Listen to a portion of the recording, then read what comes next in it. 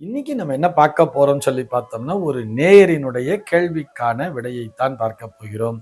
அந்த நேயர் என்ன கேட்டிருக்கார் அப்படின்னு சொல்லி பார்த்தோம்னா, சமீபத்தில் ஜெயா டிவியின் எங்கே பிராமணன் தொடரில் திரு சோ அவர்கள் ஆவணி அவிட்ட நாளில்தான் வேதங்கள் தோன்றியதாக சொன்னதாக ஒரு காணொளியை பார்த்தேன்.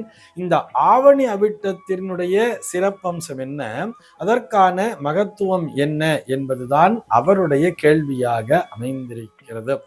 ஆவணி அவிட்ட நாளில்தான் வேதங்கள் தோன்றியதாக எந்த விதமான ஆதார கருத்தும் கிடையாது.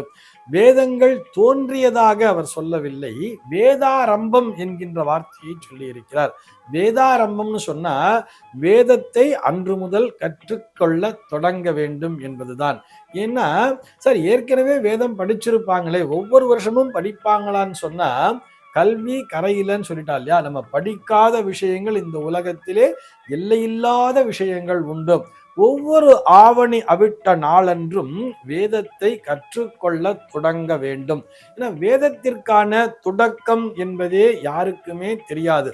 வேதம் அந்த நாளில்தான் தோன்றியது என்பதெல்லாம் கிடையவே கிடையாது. பிரம்மாவினிடத்திலிருந்து வேதங்கள் தோன்றியதாக சொல்லுவார்கள். பிரம்மா எப்ப தோன்றினார்னு யாருக்குமே தெரியாதல்லவா. எத்தனையோ யுகங்கள் தாண்டி பிரம்மாவினுடைய இந்த காலமானது சென்று கொண்டிருக்கிறது. ஒவ்வொரு வருடமுமே இந்த ஆவணி அவிட்ட நாள் என்று, இந்த ஆவணி அவிட்டத்திற்கு அத்தனை என்ன சிறப்பம்சம் அப்படின்னு சொல்லி பார்த்தோம்னா, அந்த நாளில்தான் வேதாரம்பத்தை செய்ய வேண்டும் சொல்லியிருக்கார். வேதாரம்பம்னா என்ன, வேதத்தை புதிதாக கற்றுக்கொள்ள தொடங்க வேண்டும்னு சொல்றார்.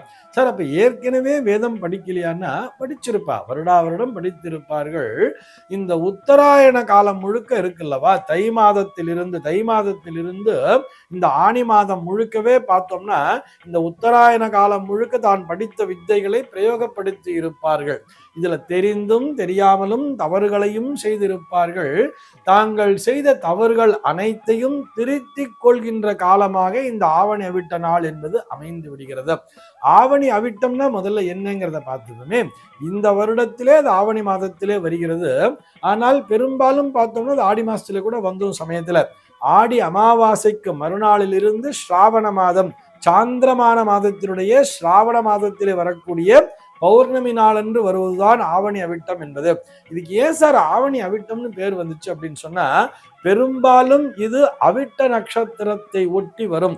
அவிட்ட நட்சத்திரமும் அந்த பௌர்ணமியும் ஒன்றாக இணையக்கூடிய நாளாக இந்த நாளானது அமைந்திருக்கும். இதுல பார்த்தோம்னா ஒவ்வொரு வேதத்திற்கும் ஒவ்வொரு நாள்ங்கிறத வச்சிருப்பார். ரிக்வேதத்தை பொறுத்தவரை ஆவணி மாதத்திலே வரக்கூடிய அந்த திருவோண நட்சத்திரம் என்பதுதான் பிரதானமாக இருக்கும். ஸ்ராவண மாதம் என்று சொல்லுவார்கள். அந்த சாந்திரமான மாதத்திலே வரக்கூடிய ஸ்ராவண மாதத்திலே வரக்கூடிய திருவோண நட்சத்திர நாள் என்றுதான் ரிக் விபா கர்மா என்பது நடக்கும். அதாவது ரிக்வேதத்தை சார்ந்தவர்கள் அன்றைக்குத்தான் பூநூலை மாற்றிக்கொண்டு அவர்கள் வேதாரம்பம் செய்ய தொடங்குவார்கள். யஜுர்வேதிகள் என்பது பெரும்பான்மையாக நிறைந்திருப்பதால், யஜுர்வேதத்தை பின்பற்றுபவர்கள் பெரும்பான்மையான அளவிலே இருப்பதால் இந்த யஜுர்வேதத்திற்காக உருவாக்கப்பட்டதுதான் இந்த ஆவணி அவிட்டம் என்பது. இது ஸ்ராவண சுத்த பௌர்ணமி என்று அழைக்கப்படக்கூடிய திதியிலே, அதாவது இந்த ஆவணி மாதம் பெரும்பாலும் அவிட்ட நட்சத்திரத்தோடு ஒன்றாக இணைந்து வரக்கூடிய நாளிலே இந்த யஜூர் உபா கர்மா என்கின்ற அந்த சடங்கானது செய்யப்படுகிறது. உபா கர்மானா என்னன்னு சொல்லி பார்த்தோம்னா புதிதாக தொடங்குதல்.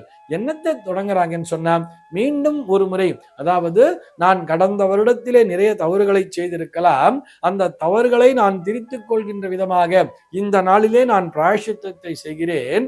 நான் கற்காத பாகங்களையும் இந்த நாளிலிருந்து நான் கற்க தொடங்குகிறேன். என்னுடைய தவறுகளை திருத்திக் கொள்கின்ற விதமாக மீண்டும் அந்த வேதத்தை படிக்க தொடங்குகிறேன் என்பது போல அந்த வேதாரம்பம் செய்கின்ற நாளாக இந்த ஆவணி அவிட்ட நாள் என்பது பார்க்கப்படுகிறது. இந்த அவிட்ட நட்சத்திரத்திற்கு தனிஷ்டா என்ற பெயர் உண்டு. தனிஷ்டா என்று சொன்னால் தனங்களை குறையின்றி கொடுக்கக்கூடியது.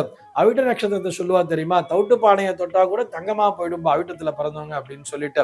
ஆக இந்த தனிஷ்டா என்கின்ற நட்சத்திரத்திற்கு தவிட்டு பானையை தொட்டால் கூட தங்கமாக மாற்றி தரக்கூடிய அளவிற்கு பவர் இருக்கு அப்படின்னு சொல்லும் பொழுது இந்த வேதத்தினை முறையாக கற்றுக்கொள்ள வேண்டும், தவறில்லாமல் நான் பாராயணம் செய்ய வேண்டும் என்பதற்காகத்தான் அந்த பூநூல் மாற்றிக்கொள்கின்ற அந்த நிகழ்வினை செய்கிறார்கள். இதற்காக கடந்த ஆண்டில் நான் தெரிந்தும் தெரியாமலும் நிறைய தவறுகளை செய்திருக்கலாம், அந்த தவறுகள் அனைத்தும் நீங்க வேண்டும் என்பது போல, இன்றிலிருந்து நான் மீண்டும் புது மனிதனாக உருவெடுக்கிறேன் என்பது போல அந்த புதிதாக பூநூலை மாற்றிக்கொண்டு அதனை தொடர்ந்து வேதாரம்பம் செய்ய தொடங்குகிறார்கள். 4 வேதங்களையும் கற்க தொடங்குகிறார்கள். தட்சிணாயன காலம் முழுக்கவே பார்த்தோம்னா இந்த உலக நன்மைக்காக வேத பாராயணத்தை செய்து கொண்டிருப்பார்கள். முழுக்க முழுக்க தட்சிணாயன காலம் முழுக்கவே மார்கழி மாதம் முடிகிற வரைக்குமே பார்த்தோம்னா வேத பாராயணத்தை செய்து கொண்டிருப்பார்கள். அதனை தொடர்ந்து மறுபடியும் தை மாசங்கிறது வந்த பிற்பாடுதான் அவர்களுடைய விருத்திக்காக, பிழைப்பிற்காக தாங்கள் கற்ற வேதங்களை கொண்டு தங்களுடைய பணிகளை செய்ய தொடங்குவார்கள்.